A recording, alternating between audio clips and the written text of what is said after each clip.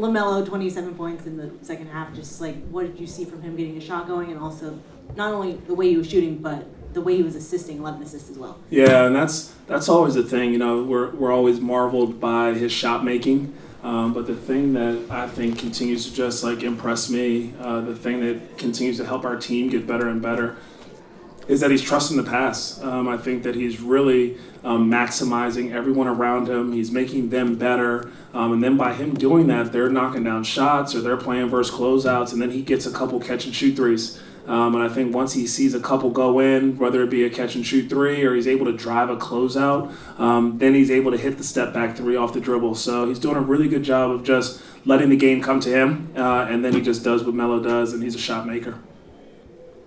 Charles mentioned about Collin sometimes being matched up on Luka. Tonight and big picture, what have you seen from him defensively, both with the successes and challenges? Yeah, I think that the first thing I've noticed is his level of physicality. Really strong kid. I think he understands how to use his body in a lot of situations, and then just always his game prep. He knows tendencies. He understands what the other team is trying to get. He's trying to cut off angles, or if he understands where the shift is, he knows he's going to kind of influence an offensive player that way too. And he knows where his help is. And then the last part of his defense, he's not afraid to get in there and mix it up for a rebound. And that's what's really helping our group, I think. Not only the half-court intensity defensively, but then all of our guards still wanting to participate on the glass, and Khan's a big piece of that. One more on Melo. He's still relatively young in his basketball career.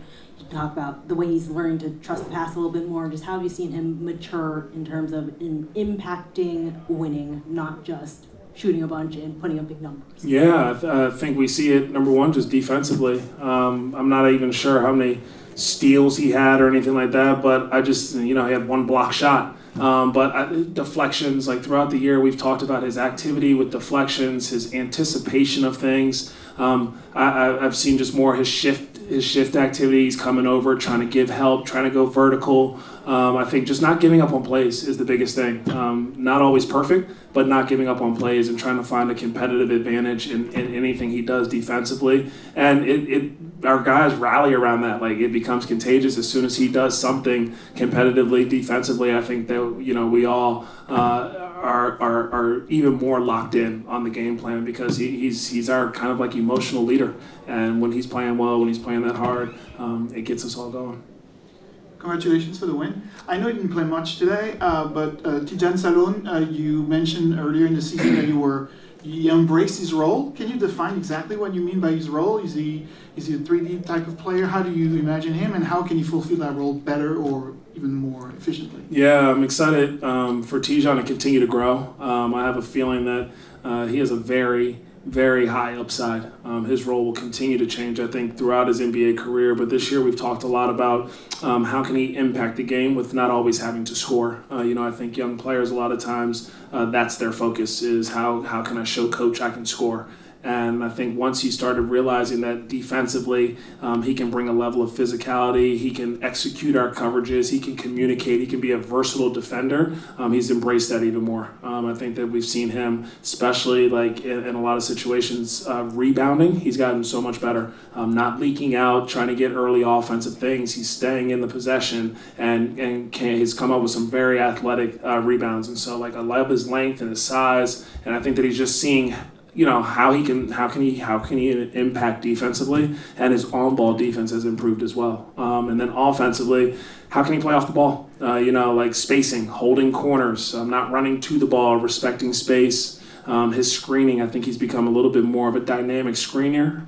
During his time in Greensboro, he put on a hit under clinic and was playing in the seam and was able to finish, was able to pass. And the last piece of the offense is, I think that he is also doing a great job of versus closeouts, driving it and playing with a little bit more force, and then not only looking to score but also to pass. And so young player, but he's so hungry to get better and better. He's so hungry to be the best he possibly can.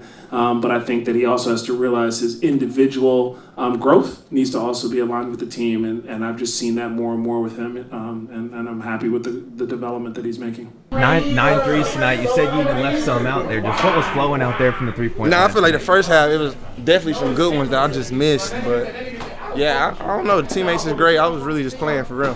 How were you able to just really extend that lead there in the fourth quarter, just against that team like that? Big ups to the team. I mean, we got everybody rebounding hard. Musa, Khan playing well, B-Mill, so it just makes it that much easier. What is it like when the whole team's playing together like that? Everyone's getting in action, even Ryan getting physical out there. Right, So it's great. When everybody playing like that, it's just like a free flow state, and it just make all of our jobs easier.